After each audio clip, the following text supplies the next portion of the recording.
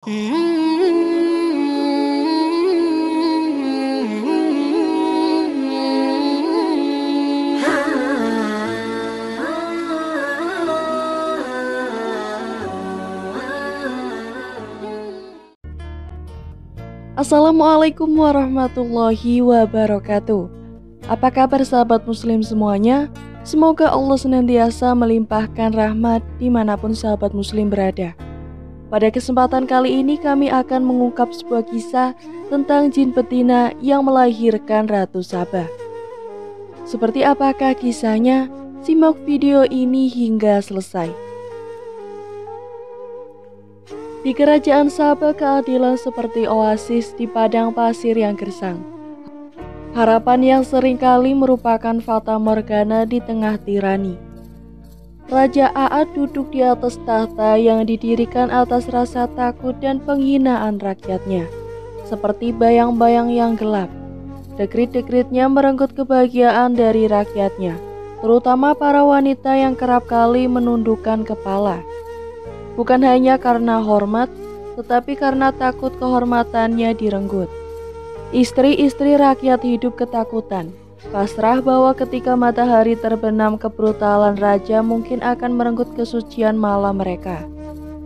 Dalam keadaan suram, sebuah cerita yang belum terungkap mulai terekam. Di balik dinding istana, kisah seorang wazir yang terhormat yang bijaksana sebanding dengan kesetiaannya untuk memelihara kehormatan yang terancam oleh kekejaman raja. Di tengah-tengah istana Saba, dikelilingi dinding-dinding yang megah, tinggallah Raja A'ad yang kejam, dengan tatapan seakan memburu jiwa setiap orang yang melangkah ke dalam ruang tahtanya. Raja A'ad berdiri, tengadah pada peta besar yang tergantung di dinding. Jari-jarinya mengelus-ngelus batas-batas wilayah yang dicaploknya, dengan nafsu kekuasaan yang tak terpuaskan. Tanpa berpaling dari peta, dia memerintahkan wazir yang berdiri beberapa langkah di belakangnya dengan suara penuh otoritas namun dingin. Desa-desa kita penuh dengan wanita yang menyembunyikan kecantikan mereka di balik dinding-dinding rumah tanah. Saya ingin keindahan itu terungkap di istana ini. Pergilah dan temukan mereka untukku. Wazir adalah seorang pria muda dengan kebijaksanaan melebihi usianya, menelan ludahnya dengan perasaan yang terbagi antara tugas dan moral. Dia tahu bahwa menolak perintah raja berarti hukuman mati, tapi mematuhinya berarti mengkhianati kaumnya sendiri. Dengan suara yang diupayakan tetap tegar, wazir menjawab, "Paduka yang mulia, apakah bijaksana untuk menambah beban rakyat dengan keinginan istana yang sudah penuh dengan kemewahan? Apakah kebahagiaan penduduk bukankah kejayaan yang sejati bagi sebuah kerajaan?" Raja berbalik dengan cepat, matanya menyala seperti bara api. "Kebahagiaan," tawa raja itu. Suara ketawanya terdengar seperti belenggu yang terlepas. "Wazir, aku meminta dengan kekuatan, bukan dengan cinta. Kebahagiaan adalah untuk para penguasa, dan wanita-wanita itu akan bahagia di sini, di hadapan raja mereka. Atau apakah kamu berani menentangku?" Wazir membungkuk, matanya menatap lantai yang dingin. "Aku tidak berani, tuanku, tapi perkenankan aku menyampaikan kekhawatiran bahwa dengan menarik wanita-wanita ini dari pelukan keluarga mereka, kita mungkin mengundang kemarahan yang lebih besar daripada kenikmatan semalam." Namun raja tak tergerak. Dia berkata, "Kekuatan yang dihormati adalah kekuatan yang ditakuti. Lakukan seperti yang kuperintah atau temukan dirimu di antara mereka yang menghuni lubang-lubang penjara kita." Dengan hati yang terasa bagai diikat rantai, wazir akhirnya menundukkan kepalanya. "Akan kuturuti perintahmu, tuanku," kata wazir dengan suara yang terdengar bagai nyanyian duka. Ketika wazir berbalik meninggalkan ruang tahta, langkah kakinya menggema. Setiap dentangnya adalah bunyi pukulan palu pada integritasnya sendiri. Wazir pria muda yang kisahnya belum diukir oleh waktu, memimpin rombongan kecilnya melintasi perbatasan kota. Gerakannya penuh kepastian, namun matanya menunjukkan keraguan. Hatinya tertinggal di istana, di sisi rakyat yang dia cintai. Dan kini dia rasakan seperti telah dihianati. Matahari terik membuat hutan di tepian kerajaan seakan hidup. Bisikan daun dan silauan angin membingungkan arah mereka. Saya yakin desa berikutnya ada di sebelah timur, melalui hutan belantaran ini, kata Wazir kepada rombongannya, menatap peta yang digulungnya kembali dengan tangannya yang gemetar. Namun entah bagaimana bisikan alam menyusup ke dalam pikiran mereka, membawa mereka lebih jauh dari jalur yang dikenal. Dan saat matahari mulai terbenam, Wazir menyadari bahwa mereka telah tersesat. "Berhenti," serunya. "Kita harus mencari tempat berteduh." Rombongannya terhenti menatapnya dengan pandangan yang penuh pertanyaan dan kecemasan. Wazir menunjuk ke sebuah goa. "Tak jauh dari sana, kita akan berlindung di sana sampai fajar menyingsing." Ketika rombongannya memutuskan untuk berkemah di sekitar goa, Wazir memilih untuk sedikit menjauh, mencari ketenangan. Dalam kesendirian, hutan yang gelap menelan setiap langkahnya hingga akhirnya dia menemukan keheningan yang didambakan. Dalam goa yang sunyi, beristirahat di mulut goa, Wazir menutup matanya berusaha menghilangkan beban yang dia pikul. Namun tiba-tiba dari kegelapan, goa terdengar suara langkah kaki. Seorang pria tua muncul, rambutnya putih salju, matanya cerdas menembus kegelapan. Siapakah gerangan yang mengunjungi goa tua ini di saat bulan menyembunyikan wajahnya? Tanya pria tua itu dengan suara serak namun menenangkan. Wazir terkejut, namun takut. Terlihat lemah langsung berdiri tegak. "Saya hanyalah seorang pengelana yang tersesat, mencari perlindungan untuk malam ini." Pria tua itu mengangguk. Setiap orang yang tersesat akan menemukan jalan jika dia mendengarkan dengan hati-hati. Sebelum Wazir dapat bertanya lebih lanjut, pria tua itu bersiul pelan. Dan dari kedalaman goa muncul seorang wanita dengan paras yang memancarkan cahaya keanggunan di tengah kegelapan. Raihanah namanya, membawa cangkir yakut berisi air yang terlihat seperti kristal di bawah cahaya bulan. Wazir terpesona, bukan hanya oleh kecantikan wanita itu, tetapi oleh suasana ajaib yang tiba-tiba menyelimuti goa tersebut. Dia merasa seakan kekuatan yang lebih besar mengatur pertemuan ini. "Terima kasih," ujarnya sambil menerima cangkir tersebut dari Raihanah. "Engkau terlihat bagai orang yang memikul banyak masalah," kata pria itu. Matanya menatap langsung ke dalam jiwa Wazir. Dengan nafas yang berat, Wazir membagikan sekelumit dari beban pikirannya. "Aku adalah pelayan rakyatku, namun tugas yang diperintahkan raja kepadaku sekarang ini akan menghancurkan hati dan jiwa mereka." Pria tua itu mendekati Wazir, menepuk bahunya dengan lembut. "Mungkin pertemuan kita di malam yang sunyi ini bukanlah kebetulan. Katakanlah, apakah engkau sendiri sudah memiliki istri?" Wazir menggeleng. "Aku telah bersumpah tidak akan menikah karena takut raja akan mengambilnya dari sisiku, seperti dia lakukan dengan wanita-wanita di kerajaan ini." Pria tua itu tersenyum misterius. "Jangan takut kehilangan apa yang belum kamu miliki. Dan ketahuilah, kadang-kadang untuk menemukan keberanian kita harus terlebih dahulu tersesat di dalam kegelapan."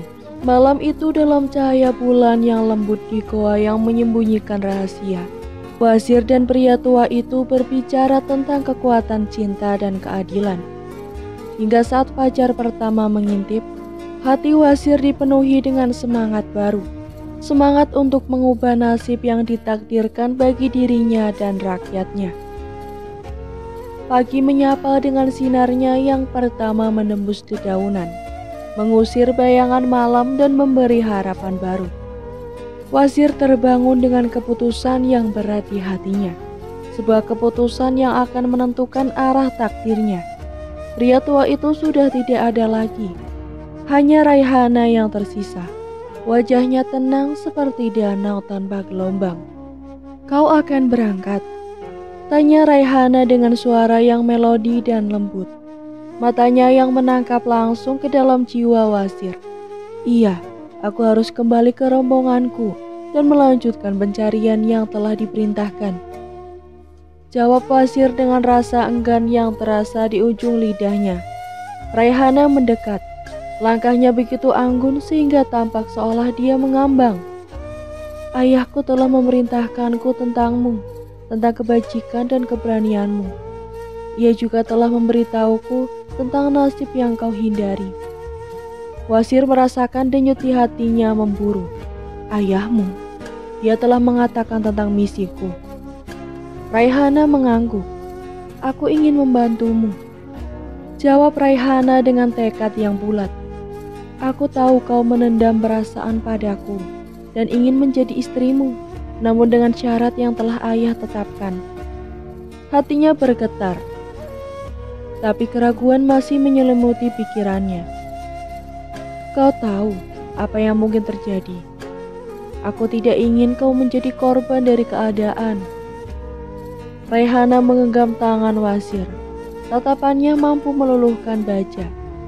"Bersamaku kau tak perlu khawatir akan raja dan kekejamannya, tapi kau harus berjanji. Kau tidak boleh menanyakan atau meminta penjelasan dariku. Itulah syaratnya." Wasir merasakan jantungnya berdegup kencang, mengetahui keputusan ini bisa mengubah segalanya. Ia akhirnya berkata, "Baiklah, aku akan menikahimu, dan aku berjanji tidak akan pernah menanyakan perbuatanmu yang mungkin tidak kupahami." Dan disitulah di pinggir goa yang diterangi sinar matahari pagi, mereka mengikat janji. Tidak ada saksi selain alam, dan tidak ada pesta selain bisikan daun. Itu adalah pernikahan yang dilakukan bukan untuk kebahagiaan, tapi sebagai sebuah pengorbanan. Beberapa bulan berlalu dan pernikahan mereka seperti selimut keamanan, menjaga mereka dari kenyataan yang lebih kejam. Raihana melahirkan seorang anak laki-laki, membawa kegembiraan yang belum pernah dirasakan Wasir. Namun kebahagiaan itu hanyalah semu, karena tanpa sepengetahuan Wasir, bayi itu dibunuh oleh Raihana sendiri.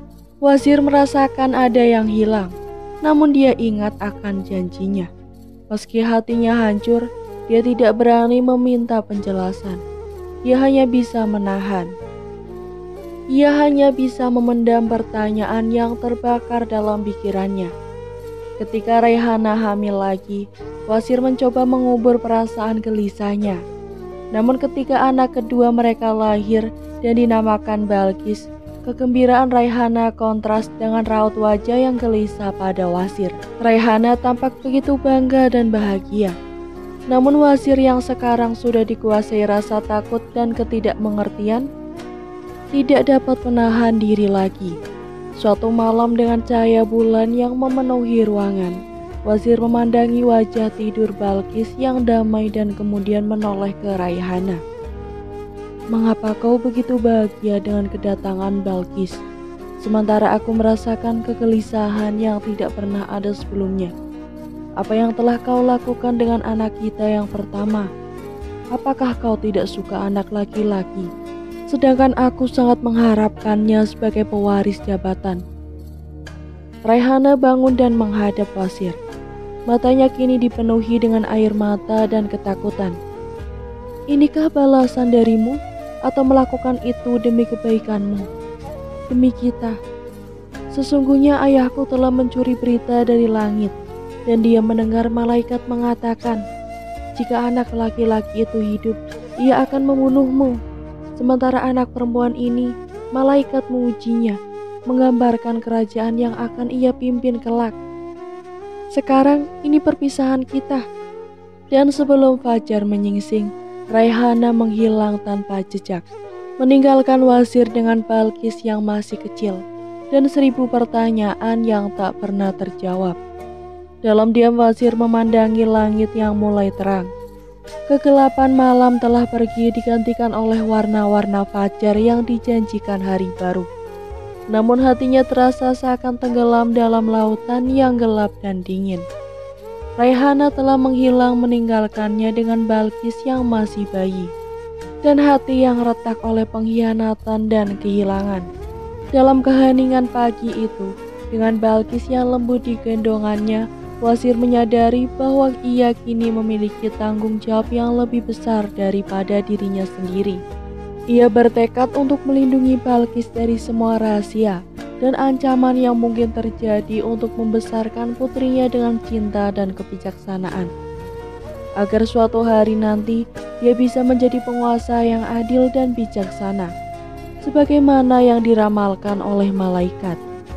Hari-hari berlalu, dan Balkis tumbuh menjadi anak yang cerdas dan memiliki keindahan yang tak hanya pada rupa, tetapi juga dalam semangat dan kebaikan hati. Wasir yang kini menjadi pelindung dan mendidik Balkis tidak pernah membuka rahasia masa lalunya, rahasia tentang asal-usul ibunya atau tentang kekuatan yang bersembunyi di balik kelahirannya. Dia tahu pada waktunya Balkis sendiri yang harus menemukan jalan dan takdirnya. Ketika Balkis memasuki masa remajanya, ia mulai mempertanyakan dunia di sekelilingnya dengan lebih dalam. Rasa ingin tahu yang kuat dan kecerdasan yang dianugerahkan kepadanya membuat Balkis tidak hanya puas dengan pelajaran yang diberikan oleh Wasir saja, tapi juga mulai mencari jawaban atas pertanyaannya sendiri. Suatu hari Balkis bertanya pada ayahnya, "Ayah, aku pernah mendengar cerita tentang para malaikat dan pesan-pesan dari langit. Apakah semua itu benar atau sekedar dongeng untuk mempesona para anak?" "Banyak kebenaran yang tersembunyi dari cerita-cerita lama," jawabnya dengan suara yang penuh pertimbangan. "Dan kadang cerita yang mustahil adalah yang paling nyata." Balkis memandang Wasir dengan tatapan yang menggali. Apakah ibuku juga bagian dari cerita tersebut? Ataukah ayah telah menyembunyikan sesuatu dariku? Wasir menghela nafas dalam memahami bahwa waktunya telah tiba. Ibumu, dia adalah wanita yang luar biasa dengan warisan yang luar biasa juga. Dan ya, ada cerita tentangnya. Cerita yang harus kau ketahui, tapi tidak sekarang. Setidaknya sampai kau siap menghadapi semua yang akan datang dengan pengetahuan itu. Balkis mengangguk menerima bahwa ada misteri yang masih harus diungkap pada waktunya. Dan di dalam hatinya, dia tahu bahwa suatu hari dia akan siap untuk mendengarkan semua rahasia dan memegang takdirnya. Pagi itu saat matahari terbit, menandai awal dari hari yang baru. Wasir tahu bahwa Balkis tidak hanya menjadi ratu dari kerajaan yang besar, tetapi juga pembawa perubahan yang membawa cahaya ke dalam kegelapan. Seorang pemimpin yang akan diingat oleh banyak generasi yang akan datang. Dan disitulah, di ambang fajar baru, kisah Balkis yang kelak dikenal sebagai Ratu Saba baru saja dimulai. Sekian kisah yang dapat kami sampaikan, kurang lebihnya mohon maaf. Jangan lupa untuk klik like, komen, subscribe channel ini agar tak ketinggalan cerita menarik lainnya. Wassalamualaikum warahmatullahi wabarakatuh.